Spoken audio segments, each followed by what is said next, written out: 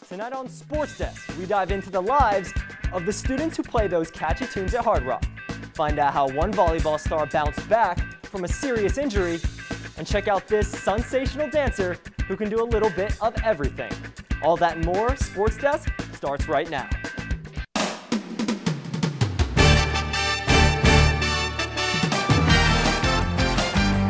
This is Andre Johnson. You're watching Sports Desk.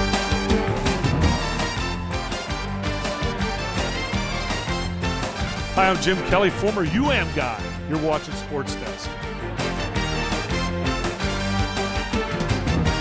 I'm Ken Dorsey, and you're watching Sports Desk.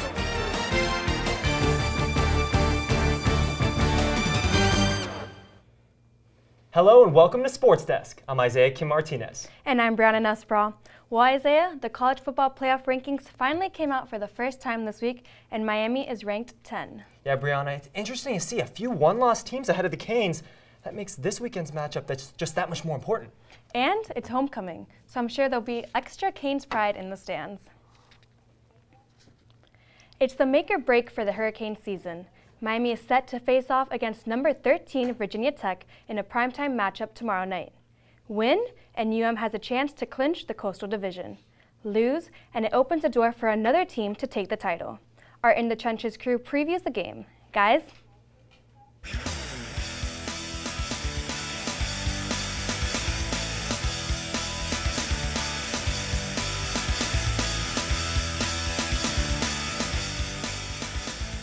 Welcome to In the Trenches. I'm your host, Alex Manella.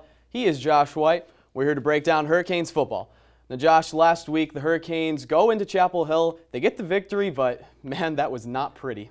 It was ugly offensively for Miami, and the coaching staff was definitely not pleased with how the Hurricanes performed on the offensive side of the ball.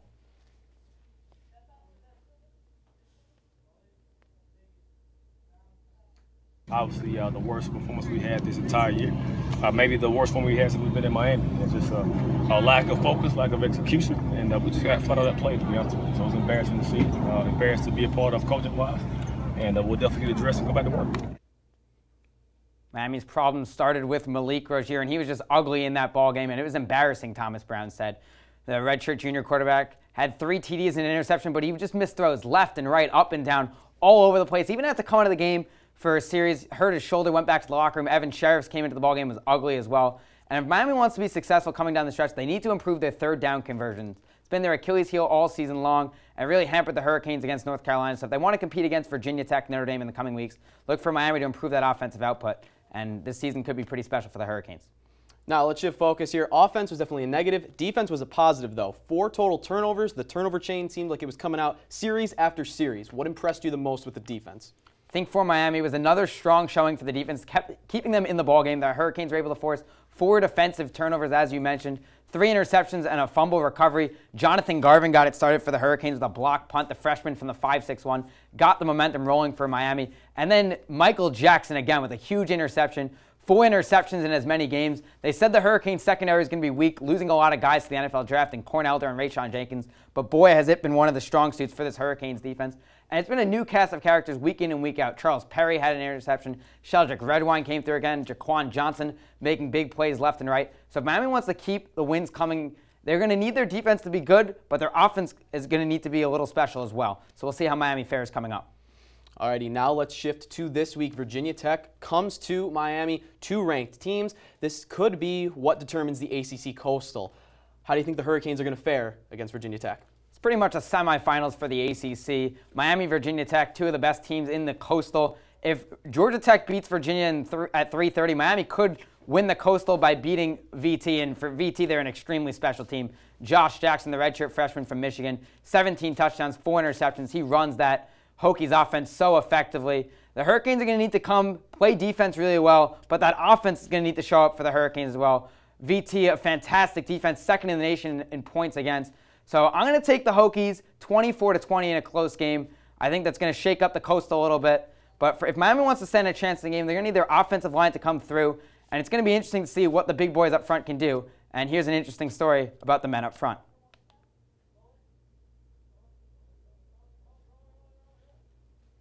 The Miami Hurricanes are undefeated and control their own destiny to the ACC championship. In their second year under Mark Richt, Miami is in the process of upholding the Canes' rich tradition. With the installment of the turnover chain, Miami has taken South Florida and the nation by storm. While the Cuban link medallion has been used as motivation for the defense, the men in the trenches have been given their own reward. We got the brick of the game, and that's the hardest hit of the game, so I've got it Georgia Tech and Syracuse, so back-to-back weeks. That's the offensive line version of the turnover chain? You could say so. It's a brick painted in school colors with your number and the score on it, so it's pretty awesome. Although the brick has not attracted headlines like the A.J. Machado creation, the offensive line has been crucial to the Hurricanes' success. One pressure here or one bad block here, and he's really done a good job of eliminating the bad play, and even on Saturday he made a great play on that last touchdown run by picking up that outside blitz. So those guys have gotten more consistent, they've graded well, and done a pretty good job. While the brick might not be making its way to Hard Rock Stadium, the Canes offensive line is looking to build a house in Charlotte when it's all said and done. For UMTV, I'm Josh White. UM's football stadium has been rocking this season, and it's not just because of the undefeated teams. The Canes Band of the Hour has been pumping up the crowd each Saturday, but to the musicians, this is more than just a hobby. It's a lifestyle. UMTV reporter Erica has the story. Band is my life. It's my passion. We're such a big part of the university. Without a band, who would play at the football games? Who would march? It's definitely worth the time commitment. I'm Julia Gorordo. I am Dora Pagan. I'm PJ Chamont. And we are the Band of the Hour. Okay, so this is my life, and this is band. It's just being a part of something greater than yourself, and then making everyone happy by doing it. Preparing for a game day, that starts days before. You have to keep yourself healthy, you have to hydrate, eat right.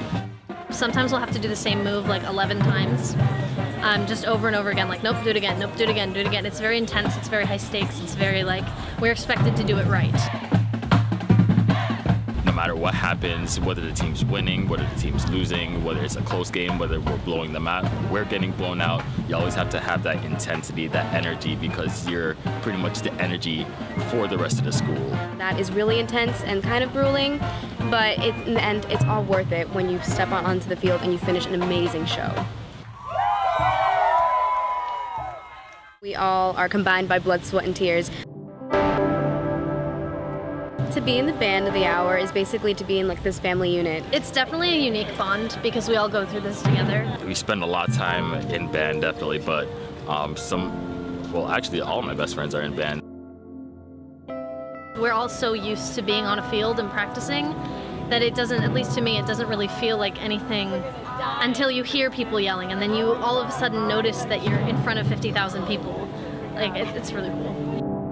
It's such a beautiful connection that we have with each other. We all know that we did amazing at the end of a show, and it's just amazing. It's beautiful. This time of year, the women's basketball team always takes the opportunity to give back to the community. They're season ticket holders, to be exact. With the season just days away, the Hurricanes taught fans how to improve their shot. We'll see it after the break. Most of my family, they never graduated high school or even let alone go to college, so I'm trying to break that barrier. My daughter Brooklyn was also a motivation for me to go back to school. It's been so amazing to be able to give our child the life that we kind of pictured us having, even though we didn't really have that. I've been in foster care my whole life. He's so strong to just be able to leave that all behind and still be able to take care of his daughter and be a good husband. Every day after work, went straight to school, studied hard, and it paid off.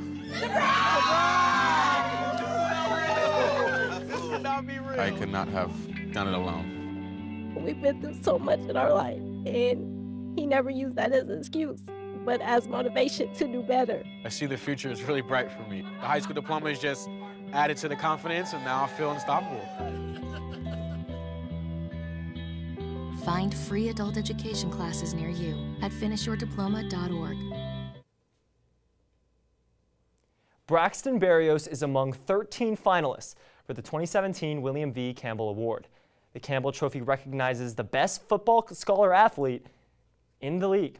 Berrios and the finalists will travel to New York City on December 5th to the annual NFF Annual Awards dinner, where the award will be presented. He is one of 2 ACC finalists. Berrios' resume includes a 3.96 GPA, aside from being Miami's leading receiver. The Canes volleyball team had an impressive week. They are coming off 3 straight sweeps of conference opponents and are rolling with a 15-4 record. The return of setter Haley Templeton is one of the biggest reasons why. Reporter Jihad Shatara got the chance to find out about the redshirt junior. Haley Templeton is having a season to remember. Volleyball runs through her veins. I was 10 years old, and the owner of the club that I played at in Atlanta A5 told me I should go out and play because I was left-handed and I was going to be tall. Volleyball was always the path Templeton wanted to take, but being a Cane seemed like destiny. So I committed in my freshman year. Before that, it was between here and UCLA were my last 2 schools that I was looking at. I came on campus and I was at camp and I loved all the players here and all the coaches. And it felt right. It was a rough go-around for the Canes last year as they had one of their worst seasons in school history. For Templeton, it didn't get much easier as she was sidelined for the year with a double foot surgery. At first, it was really difficult. I had to learn how to still be a leader from the sideline and encourage them and motivate them. This was my first injury I've ever had, so being out for the entire year was very hard. But Templeton has worked endlessly to get back on the court, just to be back with her teammates. So every day in practice, I was always doing rehab, working out, getting stronger, faster, and it means a lot that I can come back and be ACC player twice this already, and just be able to work hard and be able to play again. The Canes are currently 15-4, thanks in large part to their junior setter. For UMTV, I'm Jihad Shatara. From the band on the football field to the women on the basketball court. In a follow-up to last week's story, the Miami women's basketball team held their annual fantasy camp, where they showed love to fans that have supported them year-round. UMTV reporter Matthew Walter has the story. Sunday marked the 8th annual University of Miami women's basketball fantasy camp. The camp allows fans of the team to interact with the players and coaches, as well as learn some basketball skills from the team. The 85 or so campers get to go through drills, play full-court basketball, and talk to the 15 players. The campers range from 5 to 85 and come from all walks of life. The camp starts with head coach Katie Meyer getting the campers together and teaching them the camp clap. Coach Meyer says fantasy camp is her favorite day of the year. It's just a reminder of how blessed that I am with the job I have, the life I have, and then how many people care about our program. And you get in the grind and you get blinders on and you just work, and at night just have fun, just to celebrate. And they cheer for us all year long. It's nice to cheer for them one night. After the camp clap, the campers split up into groups and run drills. They work on all sorts of basketball skills, such as dribbling, shooting, rebounding, and defense. Each station is run by members of the team and staff. There are 7 different drills, with the players and staff showing the campers the way it is done in actual practice. Senior forward Kayla Prather feels the camp is a great way for people to learn new skills and get to know the team. It's so much fun. It gives us time to interact with our fans, and they're always fun people. Obviously the skills they learned and how hard it actually is to do some of these drills that we do every day in practice. After they've learned all their skills, it's time to play games. There are 3 games, 2 half-court games and a full-court game. After one 6-minute game, a winner is crowned.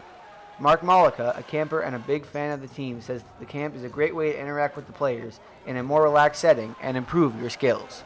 I think it's a great kickoff to the season. It just kind of signals the beginning of the basketball season. It's fun to be able to see everybody in a relaxed setting. Normally you see the players, they're all got their game face on. This is fun here, just in a lighter mood. After the games, there is time for one final camp clap, signaling the end of camp. All the campers greatly enjoyed the evening and are now very excited for the start of the new season. Reporting from the field house, I'm Matthew Walter for UMTV. This Belgian-born basketball star takes center stage both on the court and in the classroom. UMTV's Chelsea Lavelle sat down with Serena Lynn Geldof to find out why she took her talents to South Beach and what brought her overseas in the first place.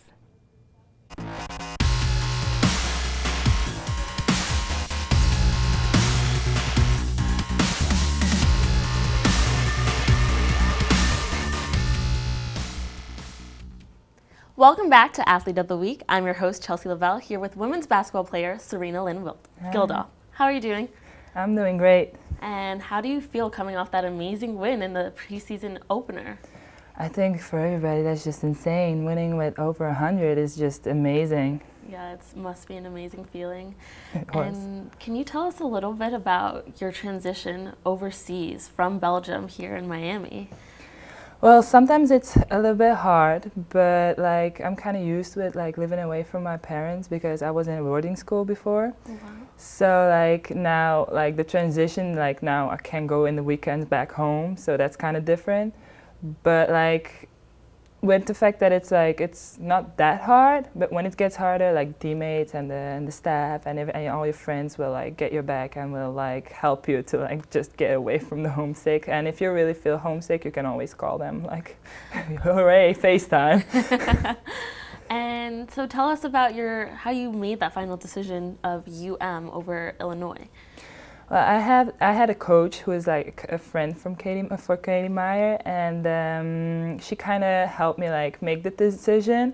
And she also said like, is a great school, you should go there. And then I came on a visit, and yeah, once you set a foot in Miami, you just like kind of hooked, and that happened with me. So yeah. And can you tell me about Belgian waffles? Because I am a huge fan of them, and I just need to make sure that's a real thing in Belgium. I know Americans change things. It is. The smell is amazing because like they're like, when we walk into a street and they have like one of those little things that give waffles, like it's really like, oh my God. But you're not the only one. All my teammates love them. So. What is your favorite Belgium food or tradition? I really like the French fries. Like, I know it's kind of like, but I just love it together with the mussels.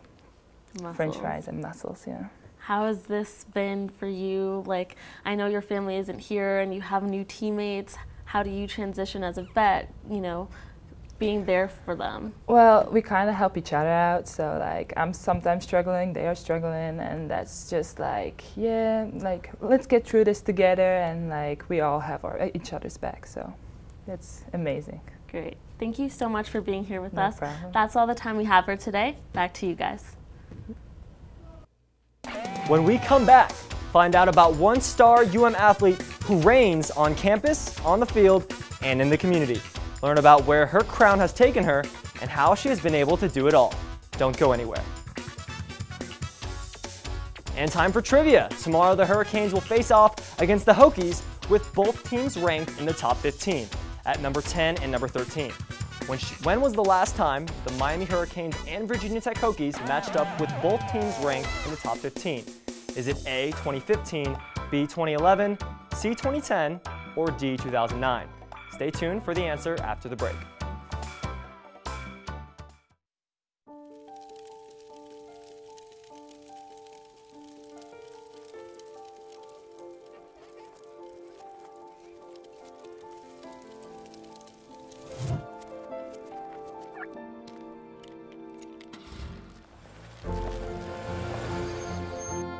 Did you know parking over tall, dry grass can spark a wildfire? Only you can prevent wildfires. What is up, guys? What's going on? It's homecoming. Did you go to the concert? Do you know that she's actually going to all the events for like the 13th year in a row? Really? 13 years, the commitment. Oh. Hey, look, it's those guys. Are you good to drive? I'm fine. How many did you have? I should be fine. You should be. Go and step out of the vehicle for me. See ya, buddy. Good luck. So turns out, buzz driving and drunk driving, they're the same thing, and it costs around $10,000. So not worth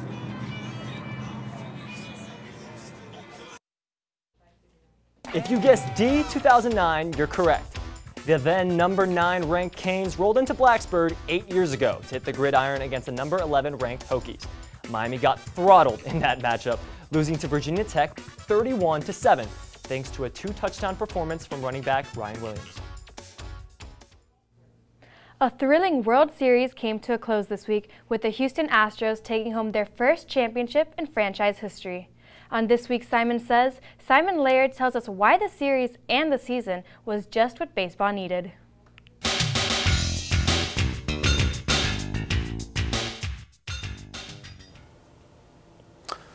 Baseball, you've done it again.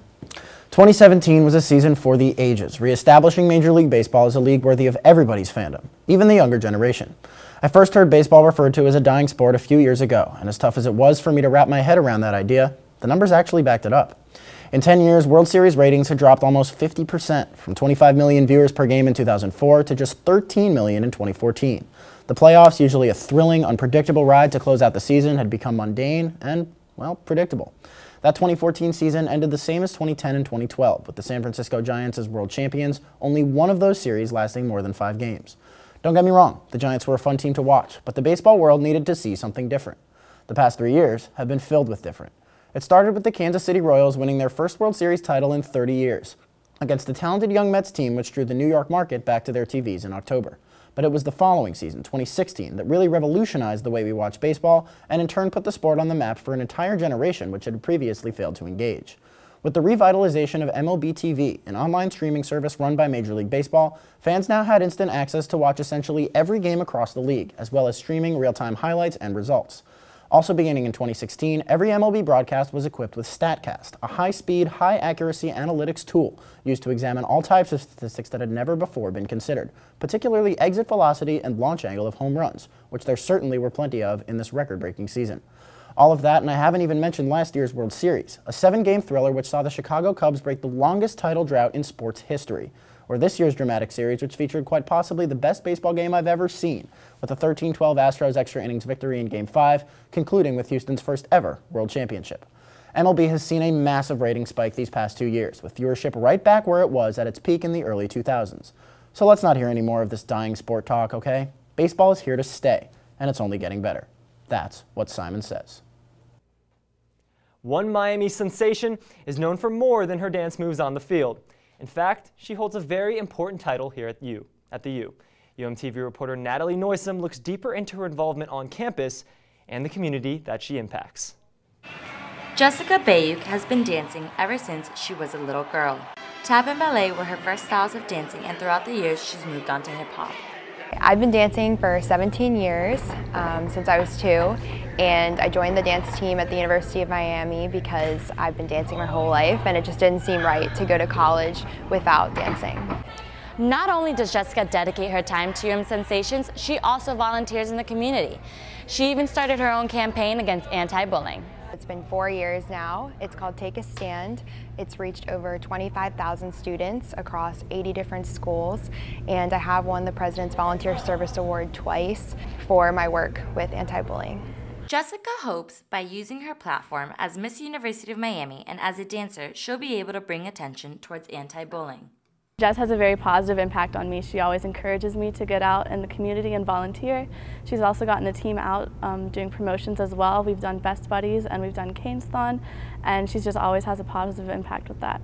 Dancing allows Jessica to express herself and let out her emotions. She intends on pursuing a career in the future as an NBA dancer or NFL cheerleader.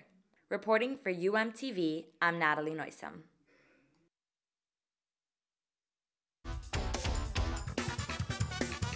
What their hopes are for the upcoming season. Don't go anywhere.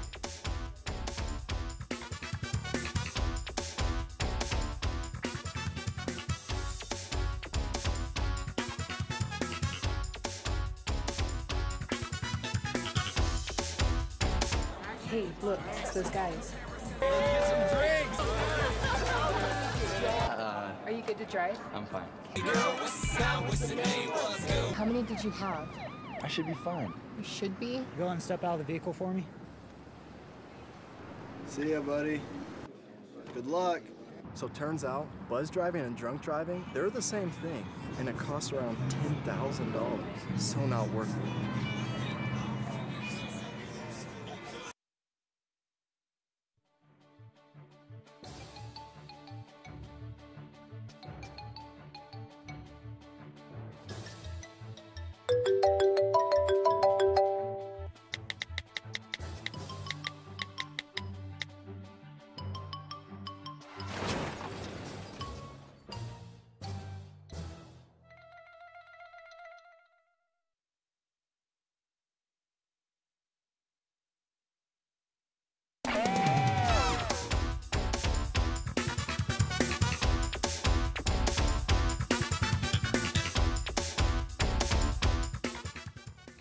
everyone wants to beat the Golden State Warriors, especially their rival San Antonio Spurs.